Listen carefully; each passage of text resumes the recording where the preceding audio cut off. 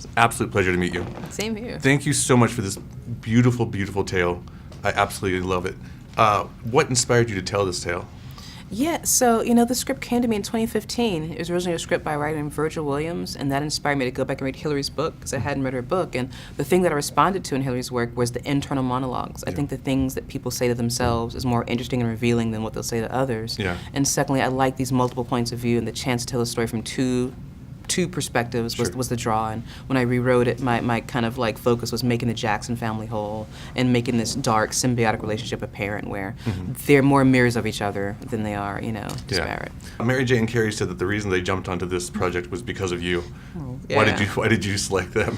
Well, I love them because I just like actresses that are willing to throw away all vanity Sure. and completely disappear into character. And both Carrie and Mary are actresses that do that. So for Laura, who Carrie Mulligan plays, I needed an actress who could be two women. You know, she goes from Laura of the mind. We meet her in Memphis, upright, civility, formality, and then she becomes Laura of the body, like slumping, rounded farm wife who's chewing calluses off her hands. Yeah. And for Florence, I needed a woman who could have a very exterior reserve, like a reserved kind of affect, but Sure. have a raging emotional inner life. And Mary brought that. And if you've ever been to any of her concerts, it's like a therapy session with like thousands of people because she's like living every line. She's Sure. making you feel it. I knew that she, as Florence, could like make us feel it with a look. Yeah. Say 1,000 things. Absolutely. Yeah. As a director, who inspired you kind of growing up and, other directors or other artists or?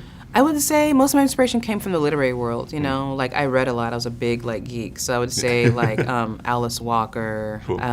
choose your own adventure books. Like they came from everywhere, Toni Morrison. So I read a lot of things and Yeah.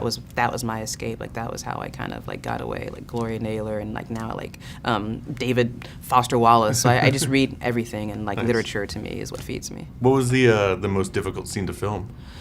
Ironically, I think digging that hole was the hardest scene. Beyond the tank, the tank battle we shot before lunch. The lynching scene we had 2 days, but Yeah.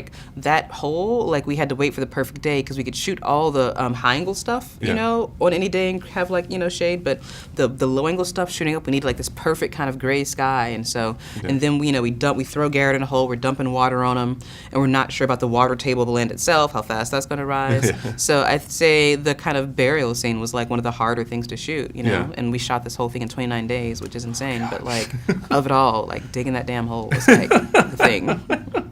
I'm from Salt Lake, and this movie premiered at Sundance. When was the moment you knew you had something special?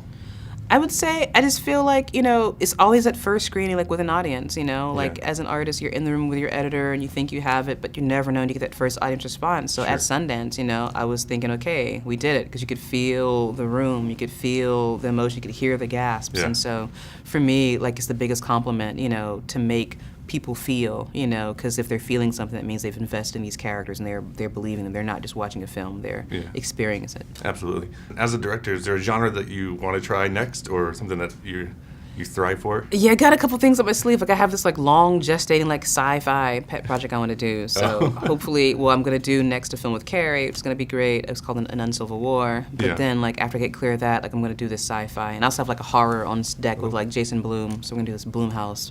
So I got some cool stuff lined up. That's awesome. Thank you so much for Cool. doing this. Thanks so much. Have a great Thanks. day. Thanks so much.